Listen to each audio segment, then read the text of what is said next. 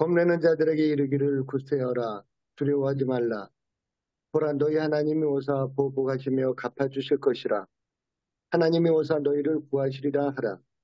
그때의 맹인의 눈이 밝을 것이며 못 듣는 사람의 귀가 열릴 것이며 그때의 저는 자는 사슴같이 뛸 것이며 말 못하는 자의 혀는 노래하리니 이는 광야에서 물이 솟겠고 사막에서 시내가 흐를 것임이라. 뜨거운 사막이 변하여 못이 될 것이며 메마른 땅이 변하여 원천이 될 것이며. 주석은 우리 김선정 목사님께서 하셨습니다. 설교 착상하면서 본문 읽기에 들어가시면서 성서 속에 나타난 하나님은 구원의 하나님이시고 성령 강림될 이후 하나님을 모시고 산다는 것은 인류와 피조세계에 오신 하나님을 받아들이는 삶이다. 이렇게 시작을 하십니다. 하나님께서 이 땅에 어떤 일을 하러 오시는지 그리고 하나님을 만난 사람과 피조세계는 어떻게 변화하는가를 말씀을 통해 살펴보자. 이렇게 전제를 해주셨습니다. 역사적 문학적 본문 읽기 보시면 우리가 이제 이 이사야서 본문을 다룰 때 주로 나왔던 그 이사야 구성에 대한 이야기입니다. 다 아시는 것처럼 1장부터 39장까지가 0.8세기 배경 제1 이사야고 40장에서 55장이 바벨론 포로기 배경인 제2 이사야, 56장에서 66장까지는 기원한 공동체를 대상으로 한 제3 이사야. 이게 전통적인 역사 비평 방법에 따른 이사야서 구성을 한 것입니다. 그런데 이제 임 목사님의 말씀에 따르면 이사야서 역시도 다른 예언서들과 마찬가지로 예언자의 발언과 후대 편집자의 기록이 이렇게 서로 섞여 있다고 합니다. 그래서 특히 우리 오늘 다루는 본문에 해당하는 34장과 35장은 마찬가지로 예언자 이사야의 발언과 후대 편집자의 기록이 혼합물 속에 가는데 위에 구성표에 보시면 원래는 이거는 제1 이사야의 발언으로 볼 수 있지만 사실 그 내용은 바벨론 포로기에 보내는 백성에게 예언자를 통해서 하나님께서 주신 희망의 말씀으로 이렇게 이해하는 것이 맞다고 설명하십니다.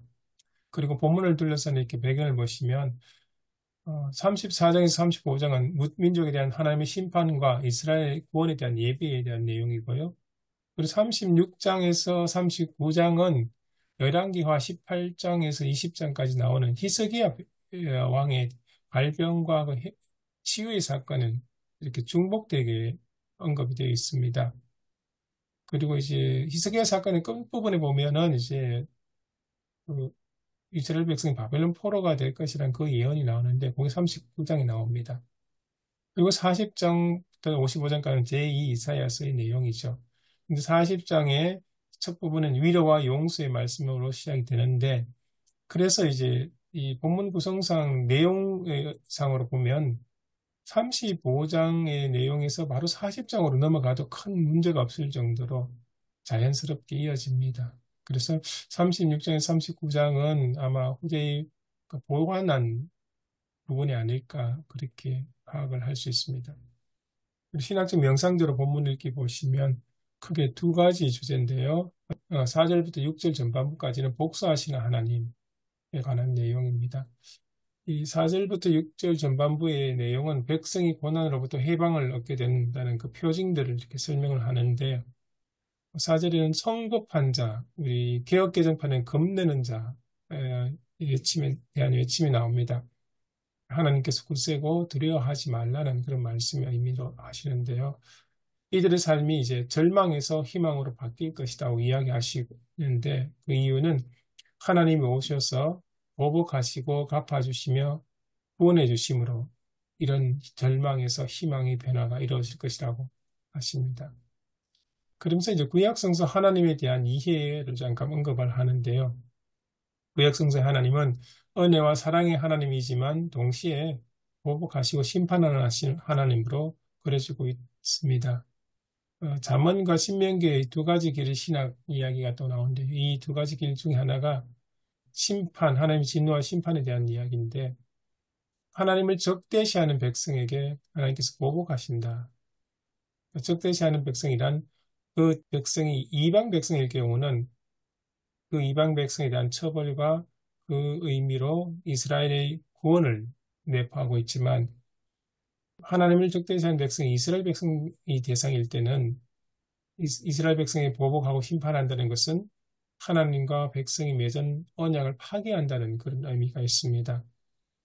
그리고 이제 시편에 보면 저주 시편, 저주 기도가 나오는데 그러니까 하나님께 원수와 보복을 갚아달라고 하는 기도들이 있습니다. 이거는 이제 원수와 이제 적대자들의 멸망을 이야기하고 원수 갚음과 보복을 정당화한다기보다는 오히려 내가 자의적으로 보복하는 것이 아니라 모든 것을 하나님께 맡기겠다는 신앙의 표시로 읽을 수 있습니다. 이 신앙의 표시는 결국 복수의 사슬을 끊기 위한 기도라는 의미로 해석할 수 있습니다. 이게 이제 신약이 오면은 한 단계 더 성화되어서 예수님께서 이런 보복이 아니라 원수를 사랑하라고 이렇게 말씀하신 것으로 이어질 수 있습니다. 그리고 5절에서 6절 전반부에는 포로기를 지내며 상한 몸과 마음의 치유에 대한 이야기가 나옵니다. 이 내용은 맹인의 눈이 밝을 것이고 못 듣는 사람의 귀가 열릴 것이고 저는 자는 사슴같이 찔 것이고 말 못하는 자는 노래하겠다는 그 내용은 실제로 예수님께서 이 땅에 오셔서 하셨던 그 사역 중에 해당이 됩니다. 그래서 이제 세례 요한의 제자들이 예수님께 와서 당신이 오실 메시아입니까? 라는 질문에 대해서 예수님의 대답이 바로 이 이사야 35장 5절에서 6절의 말씀을 인용을 하신 겁니다. 그래서 이사야 35장은 메시아 시대에 일어난 하나님의 구원에 대한 표징으로 이해를 할 수 있습니다. 두 번째 이제 6절과 7절, 6절 하반절과 7절은 피조세계를 회복하시는 하나님에 대한 내용이 나오는데요. 요 서제목은 제가 임의로 붙였습니다. 그러니까 하나님이 오시면 파괴된 피조세계에 일어난 변화가 있다. 것을 선포하십니다.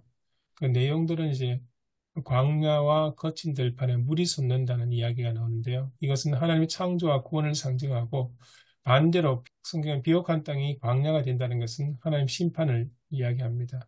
오늘 본문에는 물이 솟는다는 이야기가 나오고요. 그리고 성냥이가 살던 곳에 풀과 갈대와 보들이 나는 것은 하나님께서 주시는 생명과 은혜의 상징입니다. 하나님 심판에 대한 선언이 이사야서에 나오는데 거기에 보면 궁궐에 성냥이가 거주한다는 그런 내용이 나옵니다. 이거 반대되는 표현이죠.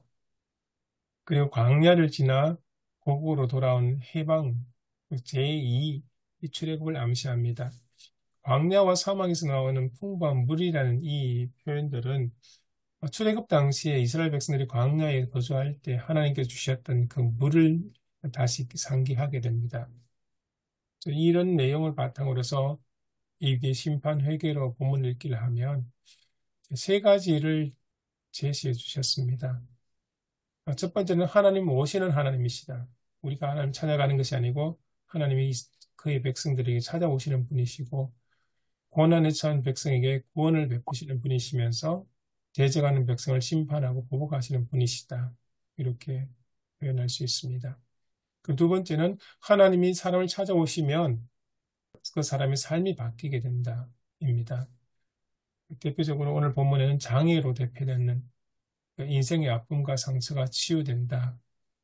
이게 이제 구체적으로 예수님께서 행하신 일로 나옵니다. 그래서 오늘 병행 본문이 마가복음 7장 24절에서 37절입니다. 아까 문 목사님께서 잠깐 언급하셨던 그 수르보니게 여인이 나오는 그 이야기입니다.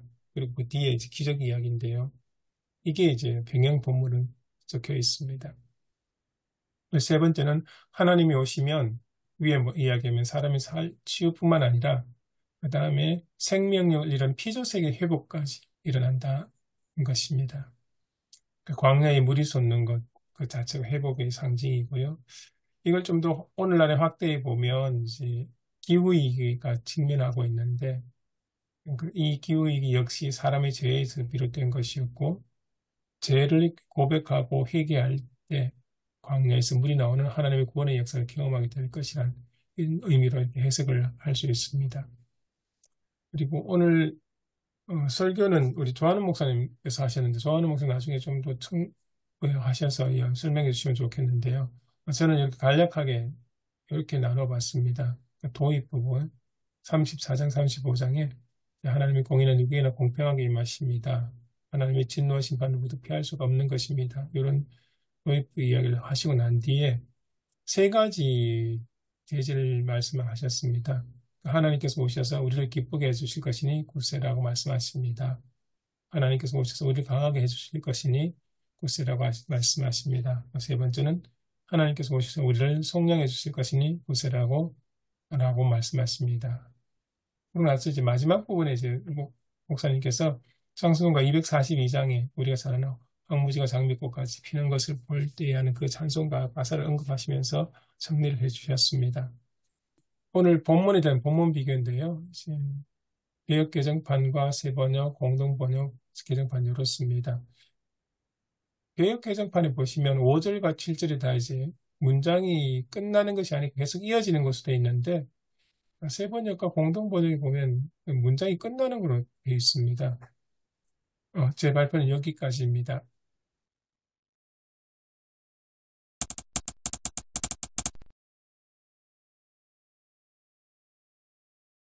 혹시 조 목사님께서 설교에 대해서 잠깐 좀 언급하실 내용이 있으신가요? 근데 지금 이 본문이 소위 말하면 이제 몰트만의 희망의 신학 같은 어둠의 시절에 암울하고 절망적인 시절에 주신 그런 희망의 말씀이어서 뭐 그때 당시나 지금이나 사실 형편은 똑같다고 그렇게 여겨져서요. 이게 사회적으로만 암울한 것이 아니라 사실은 교회적으로도 사실 좋지 않은 분위기고 좀 절망적인 그런 분위기여서 그러한 우리에게 성령 하나님께서 오실 것이고 오시고 그러면 우리가 다시 회복된다는 그런 희망의 말씀을 주셔서 그걸 한번 잘 적용해 보고 싶습니다. 질문할 것이라기보다도 네, 조한우 목사님 그 설교 참 잘 준비하셔가지고 예, 은혜롭고 참 좋은 것을 느꼈습니다. 저는 하나님이 오신다라는 그 개념을 참 좋게 생각하고, 근데 이제 그동안 우리 성경에는 하나님이 오신다는 이런 그 개념이 많은데, 또 예수님도 하나님 나라가 가까이 왔다 그랬고, 요한계시록도 새하늘과 새 땅이 내려온다라고 했는데, 왜 저도 어릴 때도 그렇고 한국교회는 그동안 하나님 나라가 온다, 하나님이 오신다라는 것보다는 왜 저 하늘나라 간다, 구원 열차 타고 우리는 간다, 천국 간다. 왜 그게 더 이렇게 많이 퍼졌을까요? 그게 좀, 지금도 사실 그게 뭐 강하잖아요. 하나님이 오신다라는 것보다 우리가 간다. 전도할 때도 나중에 천국 가야 되지 않겠느냐. 이렇게 전도하지. 하나님이 오신다. 우리에게 여기 지금 하나님 나라가 왔다. 이렇게 전도하지 않잖아.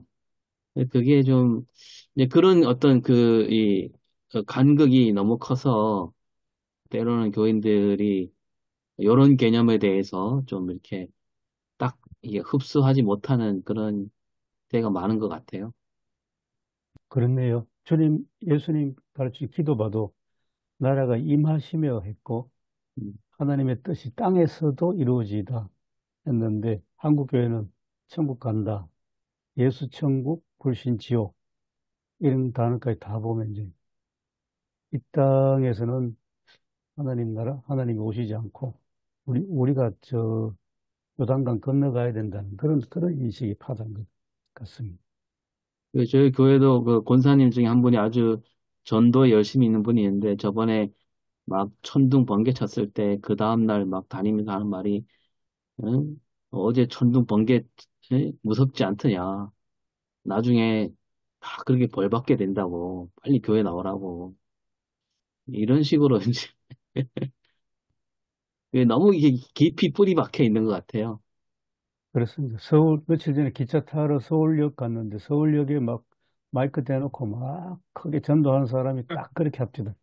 쭉 이야기하시는 거 들으면서 좀 엉뚱한 생각이 들었는데 무슨 생각이 들었냐면 하나님이 오신다는 개념은 우리가 간다는 개념 많이 하지 않습니까? 그러니까 왜 그렇게 생각을 했을까 싶었던 생각을 보니까 우리 기독교 복음이 처음 들어왔을 때가 조선 말이었고 이어져서 식민지 상황이 전개되고 있어 뭐 우리나라만 하더라도 경제적으로 또 뿐만 아니고 개인적으로도 보릿고개 이런 것을 경험하는 이 땅에 살면 힘들었기 때문에 그런 생각을 하지 않는다 그런 생각이 들고요. 그래서 조금 더 이어서 가니까 그래서 지금처럼 살기 좋은 세상이 오니까 편리한 모든 첨단 기기들, 문명들 누리고 살아가니까 간다는 생각이 많이 희박해져 가지고 하나님 나라에 대한 기독교 신앙에 대해서 굉장히 약화된 건 아닌가 그냥 그런 생각까지 들었습니다. 하나님 이 땅에 오시는 걸로 생각하면 좀 다르게 생각할 텐데 그러니까 간다. 이제 이 땅에 힘들고 고달픈 삶을 버리고 더 나은 세계로 간다 생각하니까 그러면 이 땅의 삶이 좋아지면 여유가 생기고 좀 풍요로워지고 살기 좋아지면 가기 싫어지지 않을까 그런 생각이 들었습니다. 뭐 장례식 설교가 종말론에 대해서 아직 그냥 많이 망가뜨렸다. 그런 이야기도 좀 하시는 것 같더라고요.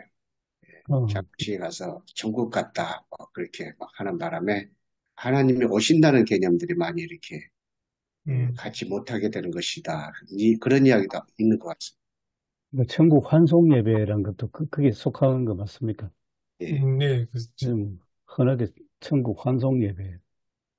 아무튼 이 문제가 오성일 목사님 참 진짜 잘 제기해 주셨는데요. 해결해야 할 정말로 큰 문제라는 생각이 듭니다.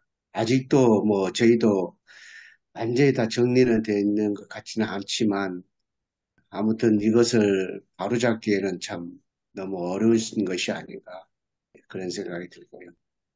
그 블루마르트 그 책 있지 않습니까? 예, 예, 거기에도 이제 하나님의 나라는 올라가는 게 아니라 내려오는 거다, 땅으로 오는 거다 예, 예, 이야기하지 않습니까? 그래서 어떤 이 말씀하고 같이 연결시켜야 될 그런 내용인 것 같기도 하고요. 예. 보면 블룸하르트가 목회하던 독일 교회도 19세기에는 거의, 거의 모든 교인들이 각인된 게 경건주의 전통은 완전 이분법적으로 이 세상은 고통의 참 골짜기인데 이 골짜기를 벗어나야 됩니다. 저 죽어서 저 영원한 천국을 이제 바라보고 있고 이 경건한 사람들 중에 그다음에 또 국가교회 체제니까 국가교회는 완전히 정통주의에 젖어가지고 국가 시스템이 운영하는 교회라서 완전 이제 교리로 가르치고 완전 루트교 전통인데 그거를 이제 깨고 나오는 이제 블룸마르트인데 그래서 그 첫 출발이 예수의 부활이 저 세상에서 부활한 것이 아니라 이 세상에서 무덤을 깨치고 나온 예수 그리스도 이 세상 현실 그러니까 하나님이 오시는 하나님 나라가 임하면서 누구에게 임하느냐? 그 당시 사회의 가장 약자 또 고통받는 노동자들 보게 되고 그래서 이제 노동자들과 함께 가는 블루마르트 이제 그렇게 해서 목사직도 박탈당하고 노동운동하는 이제 그런 쪽으로 가는 생애였습니다. 저는 뭐 그게 자연스러운 것이 아닌가 생각해요. 우리가 인간의 죽음이 없으면 떠나잖아요. 떠나면 어디로든지 가야 될 거 아니에요. 그리고 영원히 여기서 그냥 죽지 않으면 그런 생각이 없는데 어차피 우리가 떠나야 되니까 떠나면 어디로 가는가. 일반 사람은 공간적인 의미를 많이 생각할 수밖에 없거든요. 이게 자연스러운 것 아닌가 싶고 또 예수 그리스도도 그렇게 그 길을 가셨지 않습니까? 예수님도 간다 간다 그랬잖아요. 요한복 14장에 그러니까 제자들이 불안해할 생각하고 간다 그래서 또 예비하러 간다 그렇게 말씀하셨거든요. 그리고 예수님도 가셨잖아요. 그러니까 기본적으로 우리가 갖고 있는 신앙은 예수님 오셨고 다시 오신다고 하는 거를 우리가 다 믿고 있거든요. 믿고 있는데 우리 주님도 가셨다가 다시 오시잖아요. 하나님께로 다시 가셨다가 다시 오시는 것처럼 그게 자연스러운 거 아닌가. 너무 그렇게 뭐 그렇게 생각하는 것보다도 우리 죽음이면 어차피 뭐 헤어지고 어디론가 가야 되는 거니까 삶에서 나오는 그런 어떤 자연스러운 얘기이지 않을까 싶습니다. 우리가 그런 어떤 예수님과 다시 오신다고 하는 걸 못 믿어서 그런 건 아니고 믿지만 우리가 주님께로 간다는 거죠. 그렇습니다. 그래서 블루마르트 같은 경우는 죽음에 대한 이해를 저도 블루마르트 통해서 굉장히 많이 죽음에 대한 이해를 새롭게 하게 됐는데 핵심적인 성경 구절을 요한복음 11장 25절 나를 믿는 사람 죽어도 살고 살아서 믿으면 영원히 죽지 아니하리라 하는 이 죽음에 대한 이해를 새롭게 하면서 그래서 나사로를 다시 살리신 그 사건을 성경의 가장 핵심이라고 그렇게 이해를 하면서 그럼 죽음이 뭐냐? 우리가 살다가 죽는 죽음으로 다 이해하는데 브룸하르트는 죄의 결말로서 죽음. 그러니까 창세기 3장에 에덴에서 쫓겨나고 하나님과 단절된 그 상태가 숨쉬고 살아있지만 이게 죽음의 현실이다. 이제 그렇게 저는 참 그걸 처음 이렇게 접했을 때 굉장히 충격적이었습니다. 야, 죽음에 이런 것도 있구나. 그렇게 보면 계시록의 말씀처럼 네가 살았다고 이름은 가졌지만은 실상은 죽은 자로다 하는 그 죽음이 우리가 살다가 인생 살다가 이제 호흡이 끊어지고 몸이 굳어지는 게 그것이 죽음의 다라고 생각했는데 그게 아니고 창세기로부터 시작해서 죄를 짓고 죄를 지연받은 그 결실로서 인류에게 닥쳐온 죽음, 로마서에 있는 것처럼 아담 이래로 모두가 죽었는데 두 번째 아담으로 오신 예수 그리스도 안에서 모두가 생명을 가졌다는. 야, 저는 굉장히 놀랐습니다. 그래서 오시는 하나님 속에 그게 굉장히 강하지 않는가 신학적으로 그렇습니다.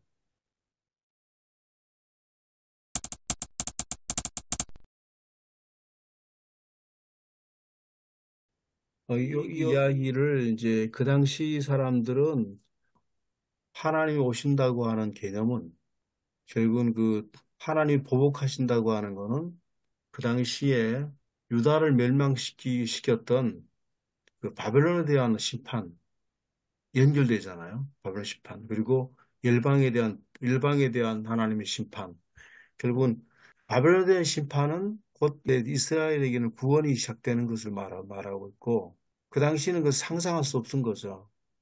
좀 전에 말씀하신 것처럼 우리가 정말 그 어려운 시절에 이 세상이 곧 지옥이거든요. 일본 강점기 시대도 그렇고 6.25라든 해방정국의 그 당시 같은 경우는 그 자체가 지금 현재 지옥이거든요. 현재 뭐 전쟁이 벌어지고 있는 팔레스타인이라든지 우크라이나, 러시아 같은 경우는 그 자체가 지옥이잖아요, 현재.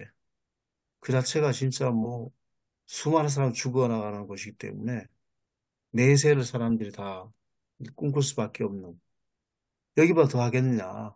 뭐 그렇게 생각하죠. 다른 곳 좀 이렇게 그런 어떤 생각이 있을 것 같고 우리는 성경을 전체를 우리가 전체를 다 보기 때문에 우리는 하나님이 어떻게 오셨는가, 그들이 임하셨는가, 그들이 어떤 일 하셨는가, 구원하셨는가, 이스라엘 다시 귀환하고, 그 다음에 또, 물론 다윗 왕국은 아니지만 하스몬 왕조에서 그것들이 나라가 다시 또 이렇게 되고, 하나님 아들 예수 그리스도가 오신 모든 사건들을 다 보고 있잖아요. 우리는 그 결말을 하나님이 진짜 오셨다고 하는 것, 그걸 우리가 알고 있는데, 그 당시 사람들은 하나님이 오신다고 하는 것이 정말 그 굉장히 먼 나라 얘기고 너무나도 삶 자체가 그 포로기 상황 때 절망적 상황이라서 하나님 말씀하셔도 그것들을 잘 받아들일 수 있었겠는가 라는 생각이 들거든요. 그래서 이 말씀이 오늘 어떻게 이루어지는가, 어떻게 우리가 이 말씀이 그 말씀으로 끝난 하나님 오셨다는 사건이 단지 던져진 말씀이 아니라 이후에 일어날 포로 귀환 이후의 것들을 좀 얘기를 좀 해주고 예수 그리스도가 오셔서 진짜 하나님 오셨다는 얘기까지도 조금 해줄 때에 하나님 말씀이 이루어졌다. 오신다고 하는 것들이 분명히 이루어졌다라고 하는 것을 이야기를 해줌으로 통해서 하나님이 오신다고 한 사건은 확실한 사건이다. 오늘 우리 가운데도 그렇게 얘기할 때 설득력 있지 않겠나 봅니다. 그런데 이제 저는 한국 교회사를 공부해 보니까요. 최영재 목사님 말씀하신 그 우리의 역사 속에서 순환, 고난, 고통을 이제 보편적으로는 이해를 되는데, 근데 이제 간감히 따져보면 좀 길지만 한 세 가지 단계를 좀 말씀드리고 싶은 게, 1907년도 평양 장대현 교회 대각성 운동이 일어날 때 이미 우리나라는 1904년 러일 전쟁 이후에 일본이 우리를 식민 지배하려고 막 덤벼들고 들었고, 1905년 외교권 박탈되고 1907년 군대가 해산되는 그 과정에 보면 좀 일본과 미국이 카스라 테프트 밀약을 맺어가지고 이제 미국이 필리핀을 먹고 일본이 조선을 먹는다. 그랬을 때 우리나라 그 당시 사람들이 굉장히 미국에 실망을 한 게 나타납니다. 아, 미국은 굉장히 우정이 깊은 친구인 줄 알았는데 미국이 저렇게 해서 우리를 이렇게 뭐 어떤 배신감 많이 드니까 선교사들이 위기감을 느꼈습니다. 그때. 이제 그런 암울한 상황에서 1907년 1월에 각성운동이 일어났는데 핵심은 성령이 임하고 회개인데 그냥 개인적인 회개가 아니고 오늘 화해 사건이거든요. 훔친 물건은 되돌려주고 싸움 박질해서 원수된 사람들이 서로 화해하고 저는 굉장히 그게 중요했습니다. 저한테는. 나라가 망해가는데 그냥 어떤 회개하고 이 땅에 희망 없으니까 저 영원한 천국 바라봅시다. 이건 아니었습니다. 아니고 화해하고 되돌려주고 그리고 새로운 관계가 형성되고 이런 건데 그렇지만 이거는 어떤 교회 역사고 그 이제 흘러가는데 나라는 이제 망했고 그게 저는 첫 번째 장면이고 두 번째는 3.1 운동이 정치적으로 독립을 꾀했는데 실패했거든요. 실패했는데 일반적으로 교회 역사 보면 3.1 운동이 실패해가지고 그다음에는 신앙이 내면화돼서 막 부흥사들, 길선주, 김익두 이런 분들이 한국교회에 영향을 끼쳤다고 하는데 저는 오히려 해보니 그거 아닙니다. 아니고 오히려 1919년 이후에 1920년부터 장로교 총회는 교회 진흥운동을 합니다. 천국 가자는 아니, 교회 진흥운동 하는데 핵심이 주일학교 운동이었습니다. 그게 미래 세대를 바라보는 거 아니겠습니까? 그게 1번이고 두 번째 나타난 것은 그런 우리도 평양에 대학이 있는데 서울도 대학을 세우겠다 해서 안국동의 안동교회 박성봉 장로를 중심으로 해서 그러니까 사립대학 설립운동을 하는데 실패했습니다. 그런데 더 이제 그 크게 성공했다 할까? 하여튼 큰 성공은 아니지만은 시도한 게 평양의 조만식 장로를 중심으로 해서 물산 장려운동 평양에서 시작해서 그다음에 서울까지 확산되는 이게 이제 우리가 독립을 하려면 힘이 있어야 되고 실력이 있어야 되니까 실력 양성 운동 차원에서 이제는 농사만 짓지 말고 상공업을 진흥하자. 그래서 국산품이 일제보다 훨씬 못하지만은 그래도 우리 것을 써야 된다. 그런 이제 애국심까지. 그게 이제 두 번째고, 그다음 세 번째는 저는 1929년부터 시작된 터키 영주 안동의 농촌운동, 농촌 경제 살리기 운동이었거든요. 전수조사 다 하고, 그 핵심이 강병주 목사님이었고, 그다음에 안동의 이원영 목사, 이런 분들의 신앙 형태를 보면 결코 우리가 죽어서 천국 가는 거 그것만 소망이다 하지 않고 이 농촌이 피폐해서 다 죽어가는데 천재지변, 뭐 수탈 이런 건데 그런 것 속에서 농촌이 살아야 농촌 교회가 산다. 왜냐하면 다 뭐 만주로 가는 그 시절에 어떡하니 농촌을 붙잡고 뭐 처절하게 했던 분들이 특히 경북 영주, 뭐 풍기, 그다음에 안동. 그런데 여기 굉장히 중요한 그것도 하나 있습니다.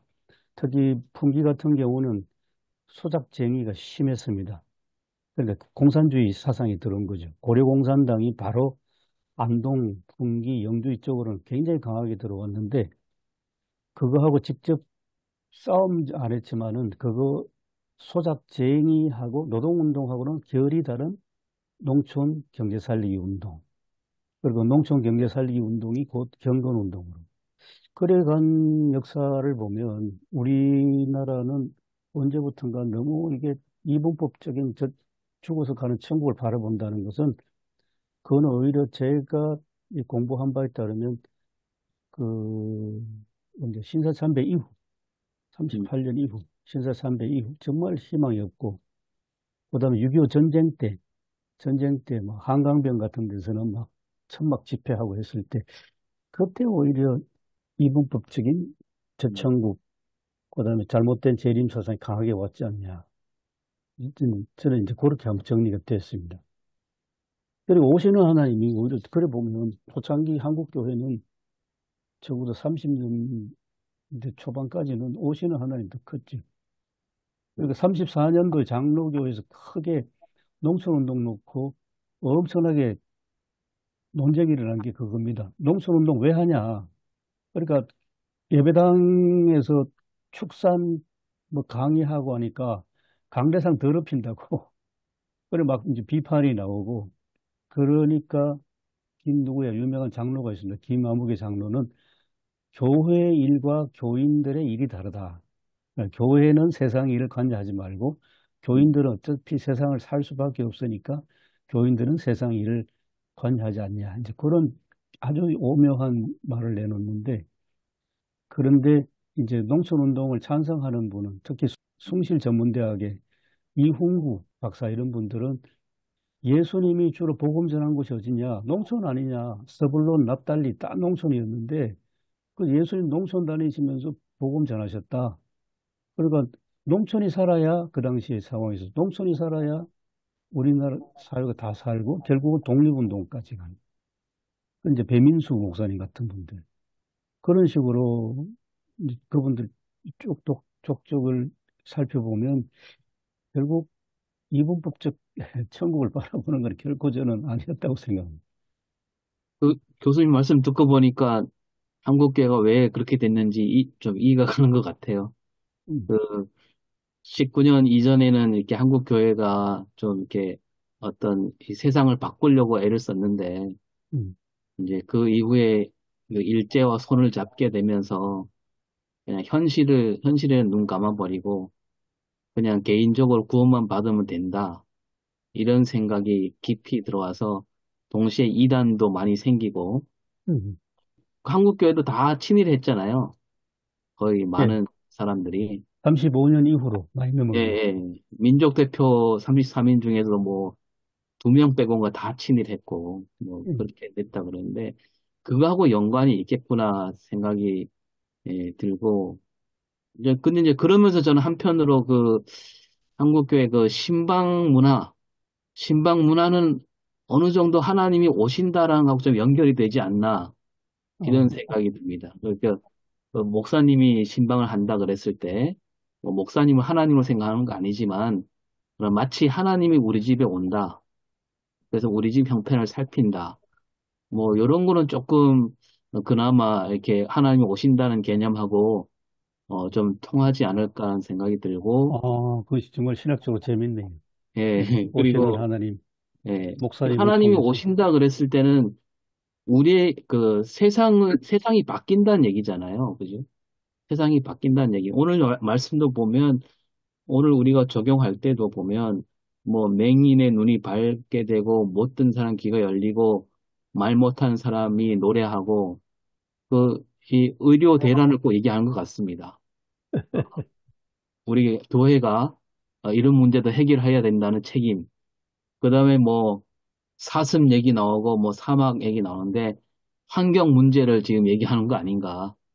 그래서 교회가 할 일이 우리 오시는 하나님을 기다리면서 지금 이 기후 위기 지금 이 기후 위기 엄청나잖아요, 지금. 심각하죠. 기후학자들이 말하기를 올해가 2018년도 기록을 깼다 그러는데 최장 열대야 예, 깼다 그러는데 앞으로 우리가 맞이할 여름 중에서 올해 여름이 가장 시원할 거다.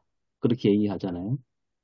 그만큼 엄청난 위기에 있는데 하나님이 오시면서 이러한 그 자연 환경 문제, 기후 문제도 하나님이 손 보실 것이다. 뭐 이렇게 연결이 되지 않을까 싶네요. 그러니까 우리가 간다에 초점을 맞추면 세상에 대한 책임은 그냥 나 몰라라 하는 결과를 빚게 되는 그게 지금 우리 한국계 현실로 있는 거죠. 그냥 떠나니까. 음. 그리고 아까 청 목사님 말씀하셨던 그 예수님께서 하늘나라 가시고 너희를 위해서 있을 곳을 예배하기 위해서 가신다. 그리고 다시 오신 재림 이야기를 하셨는데, 근데 그런 부분도 있지만 또 마태복음 28장 끝부분에 보면 내가 세상 끝날까지 너희와 항상 함께 하겠다는 그 이야기, 그 예수님 이름 중에 임마누엘이라는 그 의미도 한번 생각해 보면 이 부분도 결국은 오시는 하나님, 우리와 함께 하시는 하나님이라는 개념하고 연결될 것 같아요. 이 두 가지가 동시에 있다는 것 자체를 성도들에게 좀 잘 인식을 시켜줘야 될 것 같다는 생각이 드는 것 같습니다. 지금 하나님이 오시면 일어나는 이런 어떤 사회적인 변혁이나 뭐 이런 뭐 긍정적인 물론 이제 적대 세력에게는 보복으로 임하게 될 것인데 이런 것들을 요즘에 그 재창조를 주장하는 좀 이단스러운 그런 주장들이 나오는 걸 많이 보거든요. 그래서 그 하나님의 창조가 불완전하고 뭔가 잘못돼서 다시 창조하는 거냐? 이거는 전혀 아닌데 재창조를 이야기해서 하나님이 오신다고 하는 것은 뭐 재창조가 아니라 하나님께서 세상을 완전케 하시고 이거 구원 종말론보다는 저는 구원론 쪽에 더 비중을 두고 싶은데 하나님께서 오심으로써 세상을 구원하시고 물론 이제 심판도 포함되지만은 그런 쪽에 구원론 쪽에 좀 초점을 맞추는 것이 어떨까 그런 생각을 해봤대요. 일반적으로는 신학적으로는 하나님의 세상 창조도 불완전한 것이 아니고 어떤 악의 세력하고 이제 인간적에서 이해를 하다가 그래서 예수 그리스도의 오심으로 말미암아 하나님의 창조가 성취되고 또 부활과 더불어 완성됐다고 그게 이제 신학적으로는 기조거든요. 그 재창조란 말은 그게 들어갈 수가 없는. 예, 요즘에 재창조를 강조하는 그런 사람들이 기후 위기 때문에 그럴 수도 있겠습니다. 아주 잘못된 건데 음.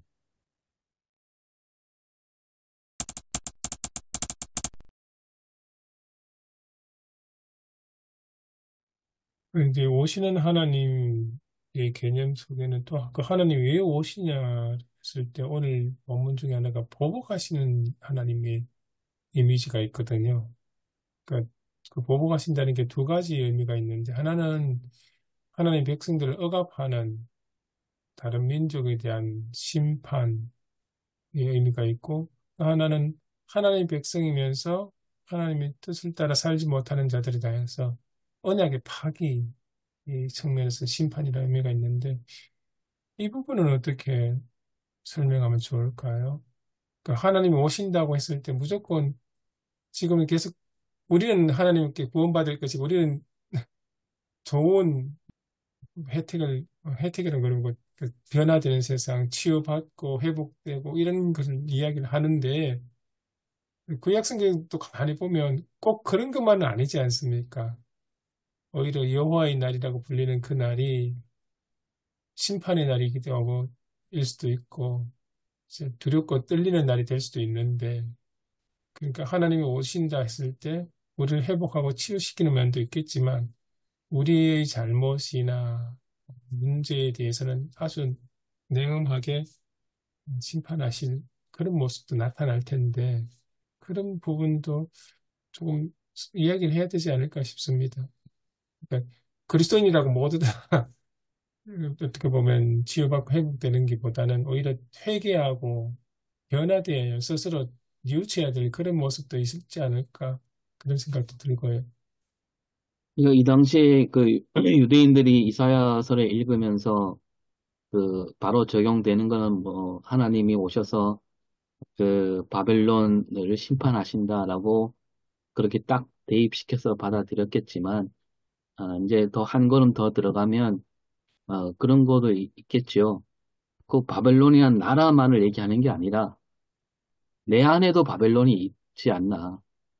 어떤 힘을 앞세우고, 권력을 앞세우고, 돈을 앞세우는 그런 마음들, 그런 것도 하나님께 쉽게 말하면 심판받아야 할 그런 날이 온다. 그렇게 본다면, 오늘도 마찬가지로 하나님이 오신다라고 했을 때는 지금 내가 바르게 살고 있는가 그런 것도 이렇게 돌아봐야 되지 않나 생각이 듭니다. 지금 이스라엘 문제도 그런 문제가 아닌가 생각되는데요. 이스라엘이라는 나라가 무조건 하나님은 우리 편이고 우리는 다 잘했고 우리가 아닌 저 이방은 잘못됐다. 그런 이분법 속에 구약 성경은 다 그렇게 보고 있고 그러니까 뭐 저렇게 전쟁이 끊임없이 일어나고 있는데 자기들 안에 있는 바벨론, 자기들 안에 있는 그 열방에 대한 모습, 그거는 전혀 성찰하지 않는, 어떻게 보면 하나님을 잘못 알고 있는 거죠. 사실 유대교는 기독교하고 거리가 먼 것 같아요. 가장 멀리 있는 종교가, 기독교가 가장 멀리 있는 종교가 유대교가 아닌가. 그런데 이스라엘을 조금 이해를 해볼 필요가 있는 건 우리가 이스라엘 그러면 전체가 다 뭐 구약에 나타난 어떤 전체가 어떤 신앙 공동체, 종교 공동체 생각하는데 실제는 그건 아니거든요. 거기에 이스라엘도 그 유대교 중에서도 개혁파가 있고 오소독스, 근본주의자들이 있는데 근본주의자들은 정말 그 가장 그 이스라엘 사람들 가장 경계하는 근본주의자거든요. 무슬림도 뭐 거의가 대부분이 무슬림 국가라 하더라도 무슬림들도 근본주의자들 굉장히 경계하거든요. 하마스라든지 이 사람들은 아예 완전히 이거 이슬람 국가를 만드는 거다 전체가. 근데 그런데 세속주의자라고 말하지 않습니까? 그래서 이스라엘이라고 다 뭐 종교적인 사람은 아니거든요. 저도 뭐 잠깐 경험해 봤지만 그 속에 오히려 별별 사람이 다 무신론자도 있고요. 유대인 중에는 무신론자들이 많습니다. 무신론자 많고 개혁파도 많고요. 뭐 다양한 사람들이 있습니다. 전체가 다 그런 건 우리가 생각한 이스라엘 그래요. 그리고 한사 같은 경우는 이스라엘 사람은 다 종교적이고 다 신앙적이다 그러는데 살아보면 그 아니거든요. 이선 전혀 아니거든요. 그냥 하나의 나라일 뿐입니다. 똑같이 경제에 따라 움직이고 정치에 따라 움직이고 그런 것뿐이지 그냥 일반 나라 똑같아요. 음. 유대교라는 종교는 그러면 그렇게 큰 그러니까 영향력이 없습니까?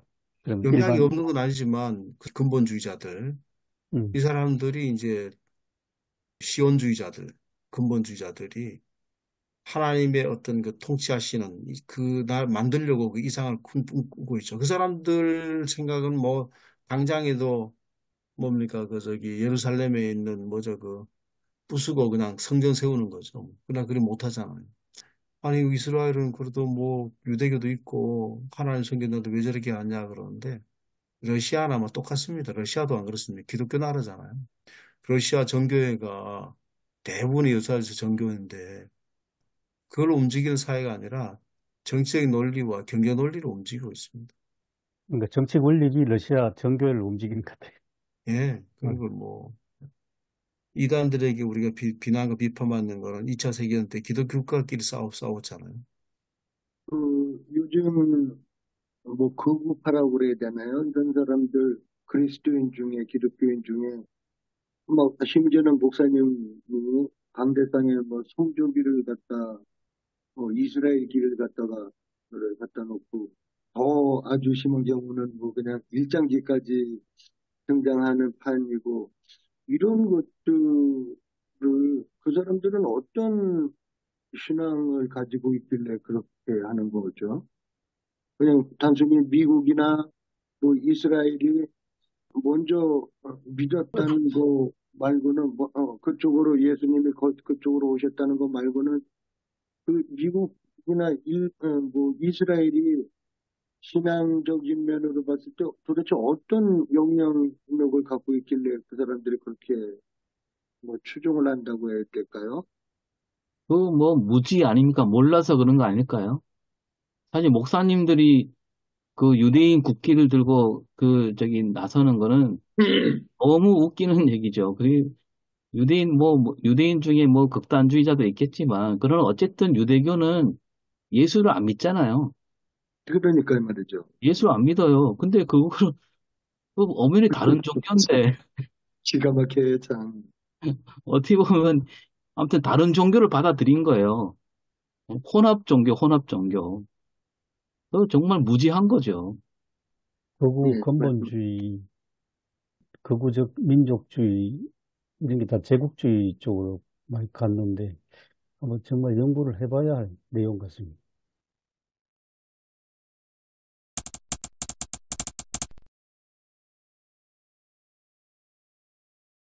단지 우리가 미래에 오시는 분이신가, 하나님이 오신다고 하는 것은 물론 그 당시 사람들이 미래에 빨리 지금 급박하게 오시면 좋지만 미래의 사건, 그것들이 하나님의 약속이 금방 이루어지지 않잖아요. 예언자로 선포됐다고 해서.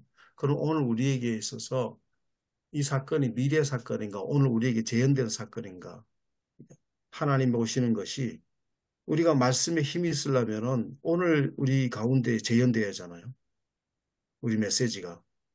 뭐 10년 후에 100년 죽고 난 다음에 이루어진다라고 하면 그게 뭐 메시지가 그게 뭐 그리고 오늘 이 시간에 여호와 하나님께서 오늘 우리 목회 현장이나 이 시간에 어떻게 우리 하나님 임재하시는가 라고 하는 것에 대해서 우리가 진지한 어떤 얘기가 있어야 될 것 같습니다. 진짜 보복하신 하나님 오늘 우리 가운데 그렇기 때문에 성도들도 그 하나님 믿기 때문에 내가 믿기 때문에 억울한 일도 참고 정말 우리가 참는 거죠. 손해보는 것도 참고 하나님 오신 걸 믿기 때문에 하나님이 심판하시고 판단하시 믿기 때문에 그분의 정의를 믿기 때문에 또 우리가 치유하신 하나님 뭐 찾아오실 때 우리 영혼을 치유하시고 상처 입은 사람들이 아까 힘도 못 얻을수록 상처 입은 사람이 많잖아요.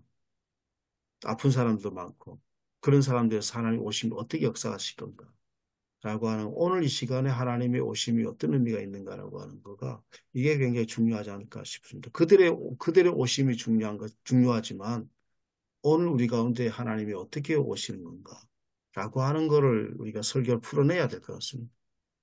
그래서 저기 못 듣는 사람이 듣게 되고, 또 그 못 보던 사람이 보게 되고, 그러면서 이제 그런 치유, 회복, 뭐 그런 것이 일어나지 않겠습니까? 그래서 우리가 지금 살아가면서 우리가 회복이 되고 치유가 되고 더 나아지고 더 아름다워지게 하고 그렇게 가는 것들이 이루어지고 있는 것들이 나타난다고 한다면 그것이 바로 하나님께서 오신 것이고 그리고 그렇게 또 만들어 가신 것이고 예, 그것이 이제 하나님께서 우리에게 현존하시고 계신다고 하는 그런 의미로서의 우리가 좀 해석을 또 그런 결단으로 이렇게 나가는 것이 바로 하나님의 오심에 대한 이야기가 아닐까 좀 그런 생각이 듭니다. 그래서 그 교회를 아름답게 하고 세상을 새롭게 하는 것, 늘 이렇게 해 가는 것이 하나님의 오심의 증거다. 저는 좀 그런 쪽으로 이야기했으면 어떨까 그런 생각을 해봅니다. 음, 우리는 벌써 오심을 믿고 있잖아요. 예수 그리스도 오셨고 그렇죠. 오셨고 또 오시고 있고 그래서 이제 그런 일을 하나님께서 계속해 오고 계시죠. 예수 그리스도가 우리는 너희와 함께 하나님께서 예수님께서 내가 너희와 함께 있다고 하신 그 예수님이 우리와 갈릴리에서 활동했던 예수님이 우리와 그 하시는 것이 아니고 우리는 사도행전을 보면은 성령께서 결국은 똑같은 영이잖아요. 예수 그리스도 영이시나 실제로는 똑같은 동등하시지 않습니까? 하나 다 같은 하나님이시고 그 성령이 전에는 부어지지 않았지만 이제는 그 부어졌다는 거죠. 그 하나님의 성령이 오늘도 우리 가운데 오셨다. 그 성령의 역사가 우리 가운데 여전히 변함없이 없으시다. 그 때문에 우리가 뭐 그런 어떤 것들이 어떻게 우리가 말씀으로 우리가 해야 될 것인지. 또 우리가 또 치유 역사를 우리가 믿지 않습니까? 회복 역사를 또 믿잖아요.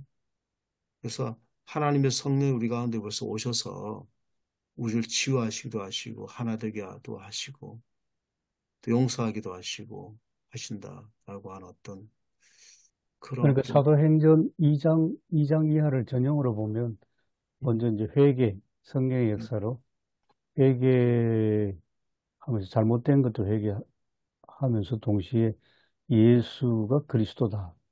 이거 확신하고.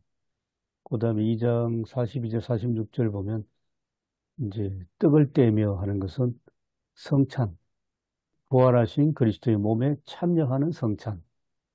그러니까 부활하신 예수 그리스도가 가장 중심이시고 그 부활하신 그 몸에 참여하는 그것이 떡을 떼며 성찬이고 그 다음에 47절, 8절 보면 이제 서로 가진 것을 나눔. 또 사도행전 3장 처음에 보면 은과 금은 없지만은 예수 그리스도 이름으로 치유. 뭐 이런 식으로 쭉 정리되니까 뭐 그런 말씀하고 연결될 수 있겠는지 생각이 듭니다. 예수님께서 이 말씀 오시자고는 말씀은 확실한 말씀이고 예수 그리스도도 요한의 제자가 찾아와 보냈을 때에 그 말씀이 이 말씀을 인용해서 말씀하셨잖아요. 이루어졌다. 너희들이 이루어졌다고 얘기했거든요. 이루어졌다. 또 그 말씀이 오늘날 사도행전 시대에 살고 있는 오늘 우리들에게도 이루어졌다는 거죠. 그리고 이 말씀이 이루어졌다. 오늘 오신다는 것이 확실하다. 우리 가운데 벌써 계신다. 그 때문에 하나님의 어떤 치유 역사는 하나님의 보응과 보복한 역사는 오늘도 일어난 사건이 현재적인 사건이다. 라고 하는 것들을 이제 얘기해 주면 어떻겠나 싶습니다. 그러니까 단순히 연결되는 게 이제 아버지 블루마르트 아들 아버지인데 아버지 블루마르트 역사가 이제 그렇게 시작되는데요. 예, 그러니까 3년 동안 뭐 처절하게 이 정신질환자 환자를 한 사람 붙들고 이제 기도한 결과로 나았고 그다음에 신앙각성 운동이 일어났는데 평생 기도 제목이 성령이여 오시옵소서. 오늘 새롭게 오시옵소서. 그거고 성령의 오심에 따라서 이 치유 사건이 폭이 넓어지면서 독일, 나중에 뭐 폴란드, 뭐 헝가리, 뭐 유럽에 굉장히 많은 환자들이 아버지 부르마한테 와서 이제 치유받고 그런 역사가 일어나는데 그러면서 굉장히 또 고담 이야기하는 게 결국 사도행전이 계속 이어진다는 그 이야기입니다. 사도행전적 교회. 그래서 사도행전적 교회를 보면 이미 다문화 교회고 현재 우리나라 사회처럼 다문화 교회고 그리고 다인종이고 다 언어 하나의 어떤 사도행전 교회들은 이미 국제적인 교회다. 이제 유대민족주의, 편협한 폐쇄주의, 선민의식 다 그 부수고 뛰어넘어서 하나의 국제적인 인터내셔널한 신앙 공동체라는 것을 굉장히 강하게 이야기합니다. 아버지 블루마르트는. 기후위기도 예, 인간에게는 재앙이지만 하나님의 보복하는 행위로 보면 자연이 보복한다 그러잖아요. 예, 예. 탐욕으로 인해서 인간이 편리성과 탐욕과 인간의 편리성에서 자연을 파괴한 결과 자연의 역습, 요즘 자연의 역습, 역습이죠. 자연의 보복이라고 하지 않습니까? 예, 역습, 보복 막 씁니다. 그러니까 기후위기가 자연을 주관하시는 분은 하나님이시잖아요. 자연의 모든 것들을 우리 성서적 입장에 본다면 그러면 하나님께서 당신의 종인 이 자연을 통해서 결국은 보복하신다. 인간에게. 돌이키기 위해서 인간에게. 이런 자연 위기가 없다면 인간이 뭐 반성하겠습니까? 뭐 서로 모여가지고 기후 협약도 맺겠어요. 뭐 안 그러니까 하거든요. 맞습니다. 역습, 보복, 예, 창조하신 하나님의 보복이기도 하고 동시에 인간 편에서 보면 블루마르트 편에 따르면 자살행위라고 합니다. 예. 왜? 기후위기는 인간의 자살이다. 자살이요? 예, 자살. 그러니까 자기, 이걸 보고 우리가 돌이키라는 거죠. 예, 탐욕과 이 인간 편의주의 이런 걸 돌이키는 거. 그러면 저기 하나님의 보복을 어떻게 보면 이제 다시 균형을 잡는 그런 개념으로서 균형이라고 할 수 있죠. 정의라는 의미로 좀 생각해도 될까요? 하나님의 그렇죠. 정, 아, 예, 예, 공의. 공의, 정의, 예, 공의. 예, 창조 질서 회복. 결국 그렇죠. 놔두면 하나님께서 사신 모든 것들이 다 무너지잖아요. 하나님이 공의와 정의로 세상을 창조하셨는데 그것들이 다 그대로 다 하나님께서 무너지는데 하나님이 가만히 계실 것인가? 그러면 기후 위기로 인류와 모든 만물이 다 뭐 망하고 없어진다 이게 아니고 하나님은 지으신 창조 세계에 언제나 붙잡고 계시고 사랑으로 관여하시는데 결국 이제 회개를 촉구하시는데 결국은 종말에 가서는 없어지는 것이 아니라 하나님께서 보시기에 좋은 창조로 회복시키신다는 회복시키신. 예, 구원으로 이르는 그게 이사야서 전체 메시지 아닙니까? 이거 하나님께서 보복하신다란 말은 지금 당하고 있는 사람들에게 주신 말씀이잖아요. 예. 지금 당하고 있는 사람들. 그 4절에도 겁내는 자들에게 이르기를 이렇게 말씀하시고, 그 3절에도 약한 사람들한테 하시는 말씀인데, 하나님이 오실 때, 그러니까 어떤 이 기울어진 세상에서 한 가운데 오셔갖고 균형을 잡는 게 아니고, 약한 쪽에 오셔서 그들을 세워주심으로 균형을 잡는다. 저는 이런 개념으로 좀 풀어가야 되지 않을까 싶습니다. 그래서 이제 그러니까 객관적인 중립은 아닌 거지. 예, 예. 예, 기계적인 중립은 아니고 약한 자들 그런 것 같아요. 예, 네, 맞아요. 대한 보호, 회복 음, 같아요. 우리가 뭐 그렇지 않습니까? 뭐 우리가 가난한 자들. 땅을 평평하게 하려면 약한데 땅을 우리가 뭐 집 지을 때 수평 보잖아요. 그럼 약할 때는 약한 곳에는 흙을 더 넣고 높은 곳은 깎아내리는 것이 뭐 당연한 거잖아요. 음. 네, 아주 좋은 비유네요.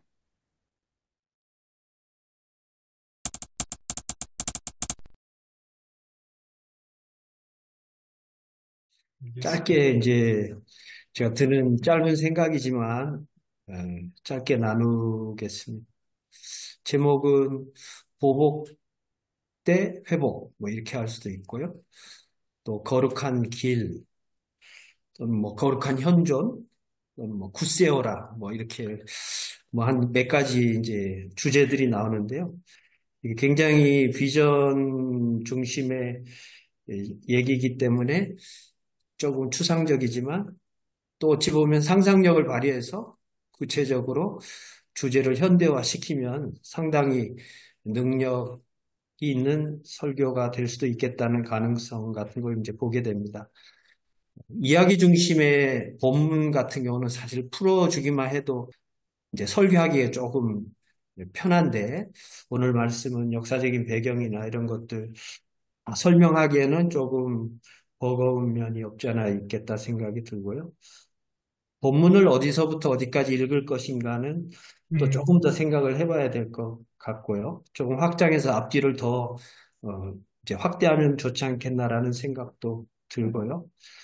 전 세 가지 틀로 보면 앞에 부분은 이제 광야, 황무지, 우리의 현실이고 또 중간에는 어떤 변화의 대조라고 할 수 있는 부분인 것 같아요. 현실과 또 미래 비전, 요 두 가지가 있는 것 같은데, 조금 대조적으로 보면 이제 기쁨을 강조하려면 우리의 탄식과 슬픔을 얘기해야 되는데, 저는 아까 말씀하신 사도행전과 함께 요한복음 17장에 있는 성령의 물, 강물, 또 기쁨의 눈물과 연결해서 저는 생수의 강과 함께 저는 민족적인 면에서 보면 북한 선교와 연결시킬 수 있겠다는 생각도 들었습니다. 대천덕 신부님 예수원 관련해서 그 생수의 강 학교가 있잖아요.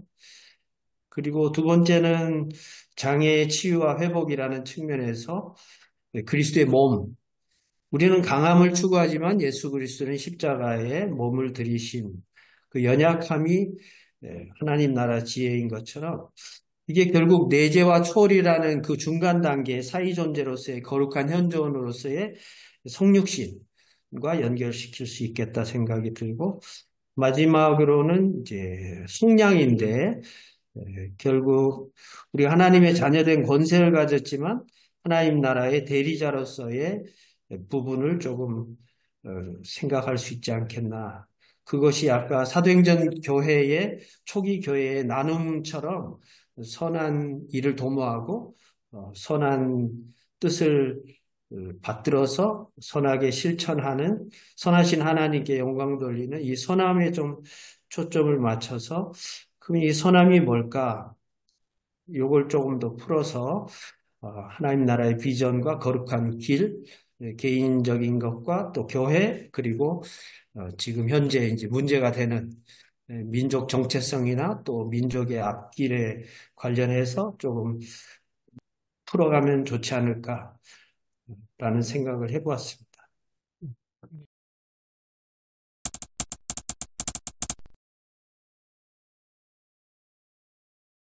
사랑과 은혜가 많으신 아버지 하나님 참 감사를 드립니다. 이렇게 귀한 일요일 아침 함께 하나님 말씀에 대해서 읽고 묵상하고 이야기를 나눴습니다. 주님 이 말씀 붙잡고 또 한 주 동안 고민하며 말씀을 준비할 때 성령 하나님께서 도와주시고 귀한 말씀을 선포할 수 있게 도와주시옵소서. 또 목회하신 목사님들 그 목회 위에 하나님의 은혜가 넘치게 해 주옵소서. 예수님 이름으로 기도합니다. 아멘. 아멘. 네. 예, 수고하셨습니다. 수고하셨습니다. 수고하셨습니다. 감사합니다. 네. 감사합니다. 네.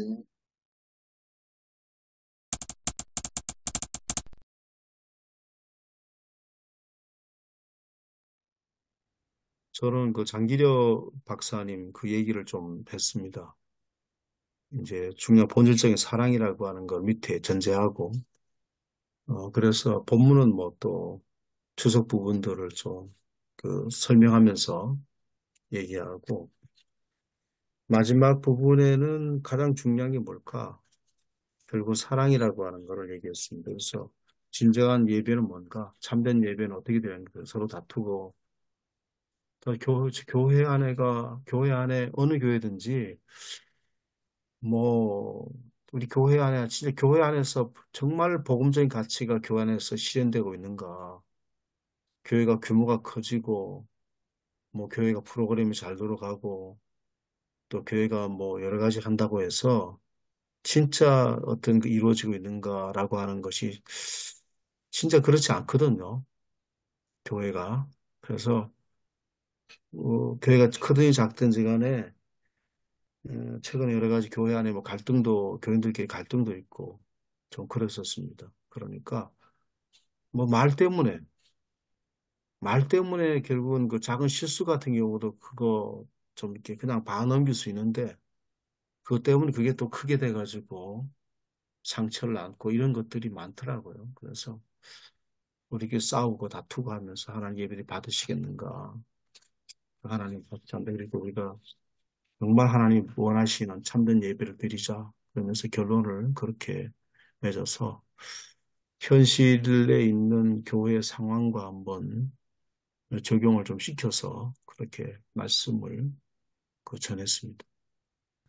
저도 그 정결법 그거 이렇게 성경 준비하면서 보니까 예, 그 뒤에 그 두로 지방에서 수로보니게 여인의 딸이 고침받는 것도 정결법에 대한 이야기더라고요.